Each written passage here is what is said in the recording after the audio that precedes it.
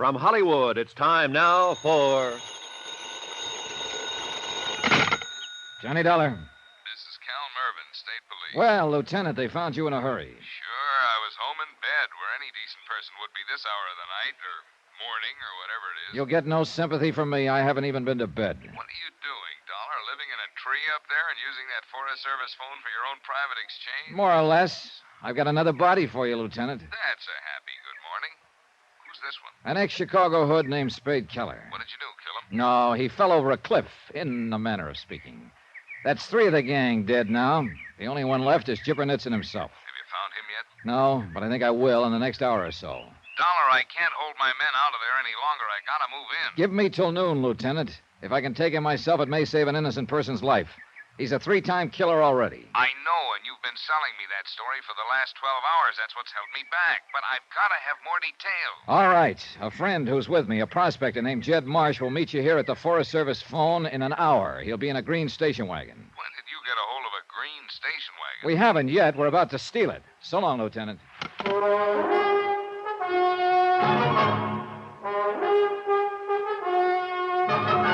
Tonight and every weekday night, Bob Bailey in the transcribed adventures of the man with the action-packed expense account, America's fabulous freelance insurance investigator. Yours truly, Johnny Dollar.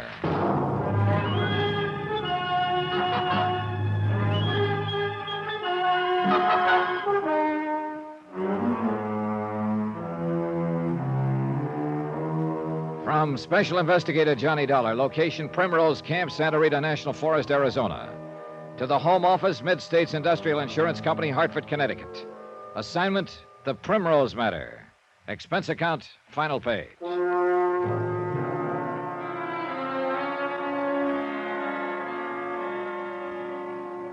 The Gibbernitson gang had held up an armored truck in Kansas City, killed 2 guards, and fled with a $100,000 payroll covered by insurance. I'd finally tracked them down in the Santa Rita Mountains of southern Arizona. 3 of the gang were dead now, and only the Gipper himself was still unaccounted for. But he was close around, that I was sure of, somewhere near the Primrose tourist camp where I was staying. A lonely layout on a dead-end mountain road run by old Pop Bardell and his wife, and their daughter Jenny, whom I still hadn't seen. It was nearly dawn when Jed Marsh and I got back to the camp. There was no sign of life. We'd taken the keys to Pop's station wagon from the dead gangster's pocket. Jed got into the station wagon and waited until I was over at the cabin, then started the motor. I was counting on the sound of the motor to bring somebody out into the open, and the plan worked, partly. But it wasn't the Gipper who showed, it was Pop Bardell. Hey, what are you doing? Where are you going? He came running out of the living quarters behind the souvenir shop, tugging at his suspenders. Come back here. He didn't notice me until I walked up behind him. What the devil? What are you doing up? I'm an early riser. Anything wrong, Mr. Bardell? Wrong? Why, no. What do you think be wrong? I don't know, but I thought you seemed a little upset about something. I was just...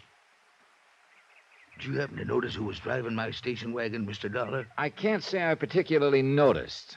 I imagine it was your nephew, wasn't it? I don't know. I didn't get out in time to see. Well, who else would it be? Your daughter, you told me, is in Tucson. There's nobody else here, is there? Except you and your wife? No, nobody else. I just thought maybe I reckon it was him, all right. He don't seem to be around. Is he in the habit of taking your car without telling you, Mr. Bardell? No, of course not. He must have just gone after something. He'll be back in a little while. You know, it seems funny, him having the keys to it. He's kind of taken over your place here, hasn't he? What do you mean? Well, taking your car the way he just did. And yesterday evening, when I wanted to rent a cabin for the night, you claimed they were all full, weren't going to let me have one until he stepped in and okayed it? Well, he's my nephew, one of the family. Somehow, though, I can't quite picture you as a man who'd let any other member of his family run things. Unless, of course, you happen to be in a position where you had no choice. What are you talking about? I think you know. Well, of course I got a choice. Why wouldn't I have? Not one, though, that you'd probably care to make, if I've got the setup here tagged right. You ain't no tourist, Dollar, and you ain't here looking for uranium. Who are you, anyhow? I'm a special investigator for an insurance company, the company that insured that $100,000 payroll that was stolen in Kansas City by Chipper Nitzen and his gang. What's that got to do with anything here at Primrose? Quite a bit, Mr. Bardell. Because this is where the gang holed up. The two of them who were left after they shot their way through that roadblock down on the Nogales Highway. You're crazy. I'd know it if there was any strangers around here. You did know it. One of the two was the man you claim was your nephew. Now, wait a minute. Actually, he was a gangster by the name of Spade Keller. He's dead, by the way. He's dead? Yeah, that's right. It wasn't he that took your station wagon. It was a friend of yours, Jed Marsh. Jed? Why? What's he aiming to do? Meet the police on the road down below, tell them what the setup is here, and stall them off if he can. Long enough for me to have a try at taking Nitzen without giving him a chance to hurt your daughter. What do you mean by that? Last night, your wife told me Jenny was in a room ill. You said she was in Tucson. One thing's sure, she wasn't around here anywhere. Neither was Jipper. I think he's been holding her as a hostage to keep you and your wife in line. That's why you had to let Spade Keller pass himself off as your nephew. No, that ain't true. You're out of your mind. Am I? Jenny's in Tucson, like I told you. Your wife said she was here. Oh, she was upset. Sure she was, because of the danger to her daughter, the same reason that's got you upset. No, it ain't true. She'll have a lot better chance if you cooperate with me. Please get out of here, Dollar. Leave us alone. It wouldn't change things if I did. The police are going to move in at noon with 50 men and start a search. Chipper's a 3-time killer already. One more won't matter to him. I can't help you. Please don't ask me to. He'll use her as a hostage, a shield, and try to shoot his way out. She won't have a chance. No. Your best hope is to tell me where he is. Help me get to him without arousing a suspicion. I can't do it. I can't take the chance. Yes, you can. Myra. Morning, Mrs. Bardell. He's a special investigator, Myra. He knows the whole thing. He says... Yes, I've been listening. I heard what he said. And he's right, too. Myra, that fella Nitzen said if we were I so know much... what he said. If we breathed one word of him being here to anybody, he'd kill Jenny first and then us. And I heard what Mr. Dollar just said, too. And he's right. We gotta take the chance. For Jenny's sake. It's all we can do now. I don't know. I just don't know.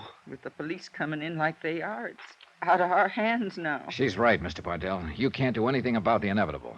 It's a matter now of doing what's best and safest for your daughter. What else you suppose I've been thinking of for 2 days? It's still the only thing to think of. If I didn't agree with you, I wouldn't be here. I'd turn my information over to the police and let them go ahead and search the area. They'd get Nitzen all right, but not before he killed her. Oh, no. But I think I can prevent that. The Chipper doesn't know me. As far as he's concerned, I'm just another eastern tourist wandering around the mountains here. And because of that, I think I can get a lot closer to him than the police can without putting him on guard. Provided you'll help. He's right. We gotta do what he says. He's holed up in an old tunnel about a quarter mile back up the canyon there. They took some silver out in the old days. Not many folks even know about it. And your daughter's there with him? Yes, sir. Ma and me's been taking food to him twice a day, making sure she's all right. And she has been. I guess he knowed that's the only hold he had over us. You haven't been there yet this morning, have you? No, he don't expect us for around 10. Well, maybe by that time, if things go all right, he'll have more to worry about than whether he gets his breakfast or not. What are you aiming to do, Mr. Dollar? Make an early morning prospecting trip up that canyon. I'll take a pick, a Geiger counter, anything to help look the part. Now, here. I'll leave my gun with you, Mr. Bardell, and my wallet. You're going up there without no gun? Sunday prospectors from the east don't carry them. Wish me luck. I left a little while later with a complete kit and dressed to fit the part, even including a couple of sandwiches and a canteen of water to show I was planning to spend a full day in the hills. At the end of an hour, I was working my way down the canyon, shipping rock samples here and there, testing with a Geiger counter, apparently without a care in the world. The brush-covered entrance to the tunnel was only a few yards ahead of me, but I made a point of deliberately ignoring it.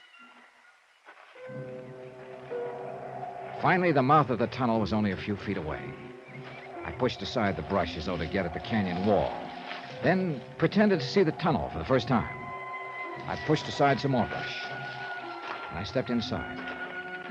After a moment's hesitation, I fished out my flashlight and started walking back in from the entrance. I hadn't gone far before I got results. Oh. I went out like a light. You didn't have to hit him. He's just some prospector who stumbled in here accidentally. Relax, kid. He's just knocked out. You didn't have to hit him like that. I can't afford to take chances. I'm going out the entrance. Make sure he was alone. If he comes to you, call me. The blow had been sharp, but without much force. I was out only for a matter of seconds, but I went on playing possum. I waited now until he was out of earshot. Jenny. You're conscious. You know my name. Shh, take it easy. I don't want him to hear us. But who are you? What are you... Never mind. There's no time. Just don't worry. I'm here to get you out of this. But how? He's a killer. A gangster. I know who he is. Look, has he got that money here with him? That he stole in Kansas City? Yeah. Yeah, I'd sent some canvas sacks back inside the tunnel farther. What difference does that make? Plenty. That's what I was hired to recover. Hired to... I don't understand. Oh, well, I'll tell you later. Now, if you'll keep your head and give me a little help, we've got a good chance of getting you... Wait. He's coming back. All right, listen. Maneuver him 4 or 5 yards away from me with his back turned and keep him that way for just 5 seconds. I'll do the rest. Got it? Yeah, but I don't know if I Never can. mind the if. Just do it. All right. Don't let him know I'm conscious.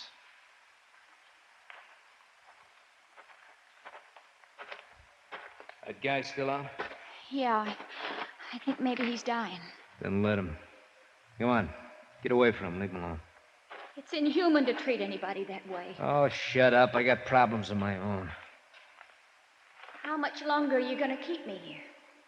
I get a hunch that something is wrong. Things just don't feel right this morning. If I thought this guy had something to do with it, Chipper, I asked you how much longer. And I said shut up. How'd you like to make me shut up? Huh? How do you mean that? Suppose you come here and find out. Well, now. Took you 2 days, but you're finally starting to soften up. My huh? hand closed over a rock almost as big as a baseball, weighing over half a pound. And I came slowly to my feet. Chipper whirled around, going for his gun. What's the devil? I aimed for his head.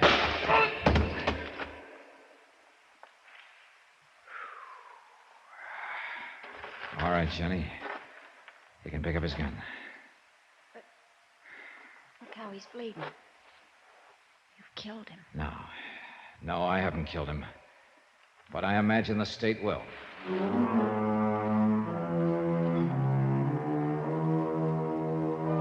Expense account item 12, $309.45. Incidentals in Arizona and transportation back to Hartford. Expense account total, $914.15. Remarks? The state eventually did. Kill him, I mean. Yours truly, Johnny Dollar.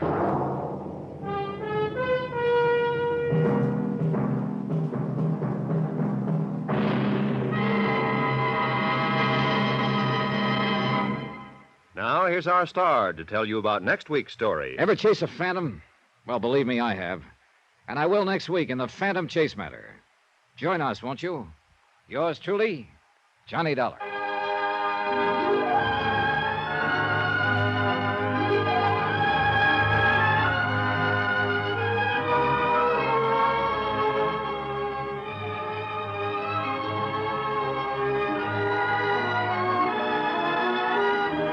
Yours truly, Johnny Dollar, starring Bob Bailey, is transcribed in Hollywood. Written by Les Crutchfield, it is produced and directed by Jack Johnstone.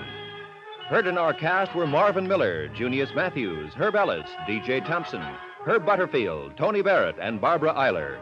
Musical supervision by Amerigo Marino. Be sure to join us on Monday night, same time and station, for another exciting story of yours truly, Johnny Dollar. Roy Rowan speaking.